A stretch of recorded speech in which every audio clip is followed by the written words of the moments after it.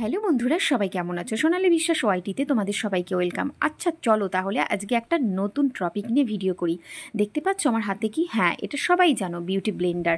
Actually তোমরা কোন beauty Blender use করো, কিভাবে ধরো তাকে, কিভাবে ফেসের মধ্যে কনসিলার আর প্রোডাক্ট ইউজ করো?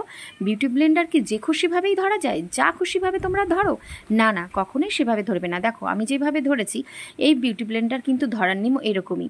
এবার আমি ধরাটা পুরোপুরি এখনও ভিডিওটা দেখাচ্ছি না, আমি যেভাবে মেকআপটা করি সেভাবে দেখো। এইভাবে তোমরা কিন্তু বিউটি ব্লেন্ডারটা এইভাবে ইউজ করবে। কনসিলার আর ফাউন্ডেশন ইউজ করার পর যতটা পারবে ব্লেন্ডিং করবে, তাহলেই কিন্তু মেকআপটা লং লাস্টিং করবে।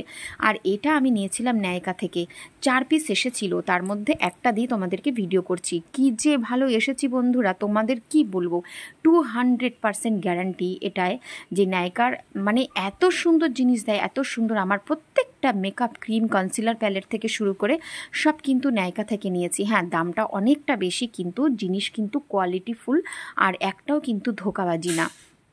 তো অসাধারণ কিন্তু ভালো জিনিস পেয়েছি। আর সত্যি বলতে বিউটি ব্লেন্ডারটা নিয়ে মুখে পুরো এত সফট বলার মতো না। আমি কিন্তু ভিজিয়ে নিয়েছিলাম বলেই কিন্তু একটু বড় বড় দেখাচ্ছে, অতটাও বড় নয়। আর এটা ভেজানোর পরে পুরো ডবল আকার হয়ে গেছে। আর সত্যি বলছি, না জানালে তোমাদেরকে মানে কি করে বোঝাবো যে এত ভালো। তোমরা একবার যারা যারা নায়কা থেকে বিউটি ব্লেন্ডার নিয়েছো তারা জানবে। আর আমি যেহেতু নতুন মেকআপ আর্টিস্ট, ওই জন্য আমি নিয়েছি বলে তোমাদের সামনে শেয়ার করলাম। আর সত্যি বলছি, নায়কা থেকে যে কোনো মেকআপ কিটস নিলে কিন্তু সত্যি ভালো হবে। এবার ফিঙ্গারপ্রিন্টসটা দিয়ে আমি এইভাবে সার্কেল করলাম কেন দেখতে পাচ্ছ, কারণ যারা যারা ফিঙ্গার দিয়ে মেকআপ ফাউন্ডেশন ব্লেন্ড করো তারা কিন্তু এইভাবে করতেই পারো। ফিঙ্গার দিয়ে কিন্তু ভালো ব্লেন্ডিং হয়। যাদের কাছে বিউটি ব্লেন্ডার নেই তারা কিন্তু ফিঙ্গার দিয়ে করতেই পারো। বিউটি ব্লেন্ডার থাকতে হবে তার কোনো মানে নেই। পরের ভিডিও আসছে, লক্ষ্য করো।